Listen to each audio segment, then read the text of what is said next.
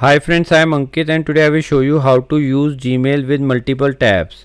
Friends, in Gmail, if you want to open your email in new tab, then you simply need to press Ctrl on your keyboard and click on the email.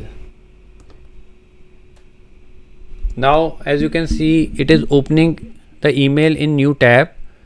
So like this you can open emails in new tab. You simply need to press Ctrl on your keyboard and click on the email. Now the email will open in a new tab. So friends, like this you can very easily use Gmail with multiple tabs. I hope you find this video useful. If you like the video, then press on like button and don't forget to subscribe our channel and press on bell icon to receive email notifications free of cost.